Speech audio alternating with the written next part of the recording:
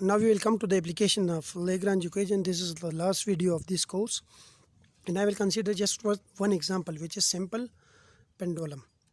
What is a simple pendulum? It consists of a string whose length is L, which is, and at the end of string we have a mass, we have a bob, which I represent by B. This is the equilibrium position where sum of all the forces are equal to 0. If we displace this bob, let's suppose, to this point and we release, then it will go down toward the mean position. So, and it will oscillate about this mean position. So this is an example of simple harmonic motion. Now the kinetic energy of the pendulum, kinetic energy T, will be equal to 1 over 2 mv square, because the mass of the bob is m.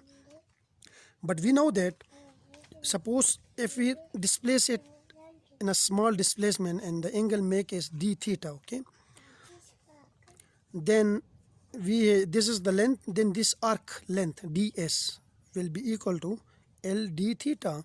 If we ds or dt divided by dt on both sides, we have L d theta over dt. So this is the velocity, which is equal to L theta dot. So instead of v, I will put 1 over 2 m L square theta dot square. This is the kinetic energy of simple pendulum. Now if we resolve the components, then we have, this is the perpendicular component here, we have the 90 angles, and this is the horizontal, this is the hypotenuse. So this is equal, this component will be equal to L sin theta, and this component will be equal to L cos theta. Now the potential energy, we can say that, let me check.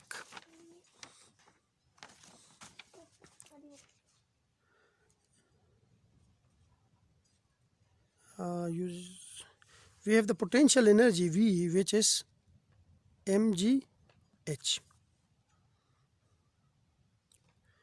but h is basically okay. Before going to the potential energy, we have velocity v, angle theta, and theta dot are all function of t.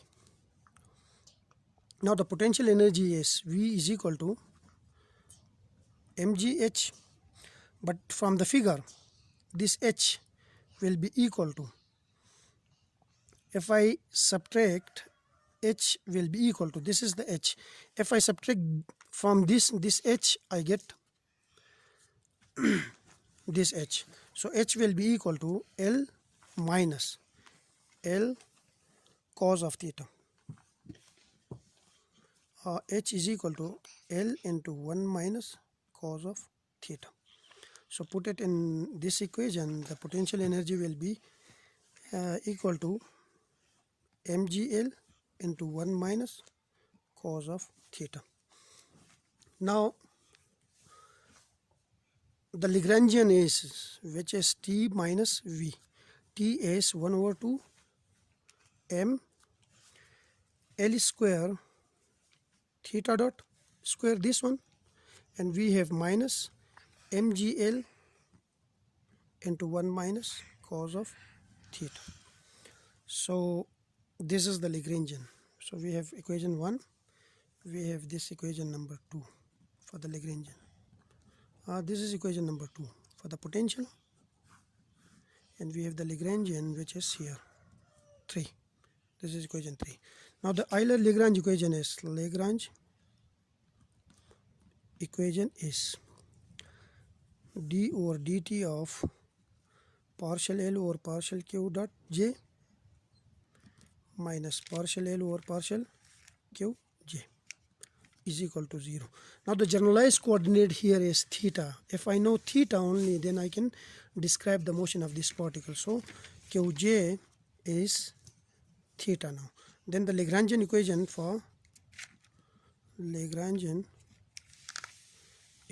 for simple pendulum is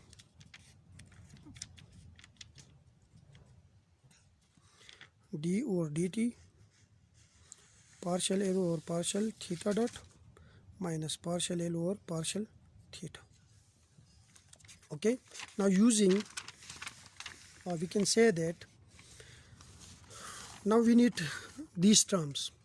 First I will calculate partial L over partial theta dot.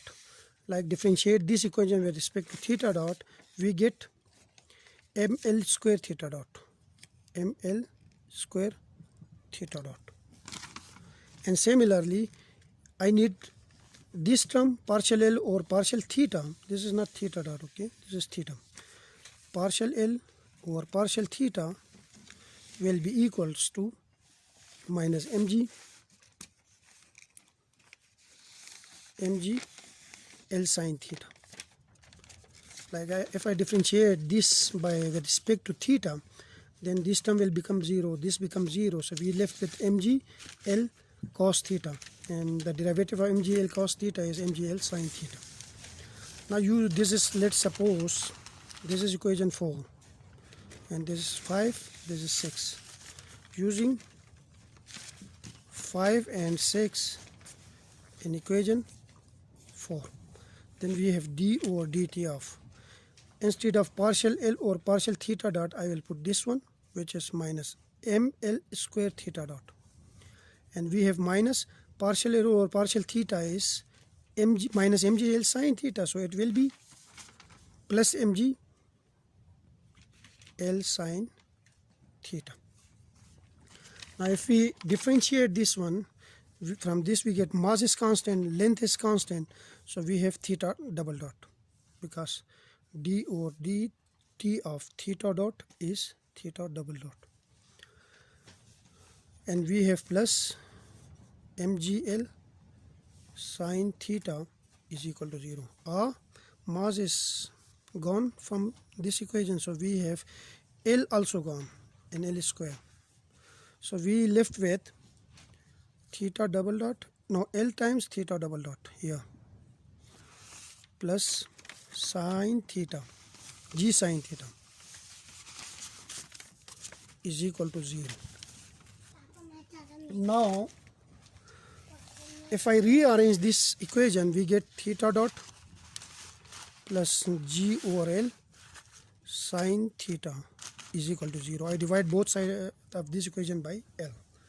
Now if the amplitude of simple pendulum is very small, like if we displace this simple pendulum like this, if d theta or theta is very, very small, like this amplitude is very, very small, if theta is approximately equal to 0, then sine theta will be equal to theta.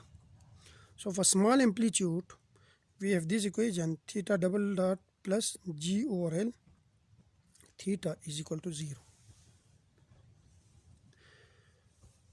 Now equation for angular, for simple harmonic motion is equation of simple harmonic motion is, this you discuss in your like physics 1 course. Yeah, we have theta double dot plus omega square theta is equal to 0. Let's say this is equation 1 and this is equation B, A and B. Now comparing equation A and B, we have, now this is equal to this is equal to this, so it means that omega square will be equal to this one. So my omega square will be equal to g over L. Omega is equal to g over L square root.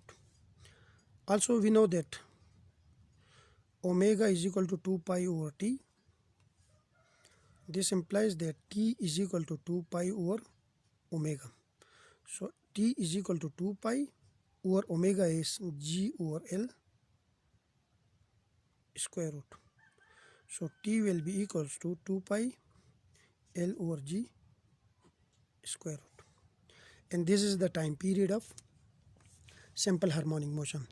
Now this is the time period of simple harmonic motion. We derive this relation in elementary classes, like in your physics one course, you derive the time period for simple harmonic motion by using Newton's second law, F is equal to ma. Here we derive the same time period by using Lagrange equation, which is d over dt of partial L over partial q dot j minus partial L over partial qj is equal to 0. So it means that the approach of using Lagrange equation is similar to the approach of using Newton's second law of motion.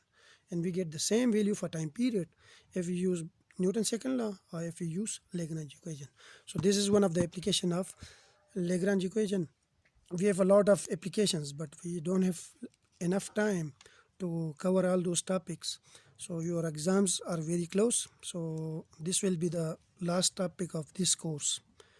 And hopefully you understand a little bit about classical mechanics.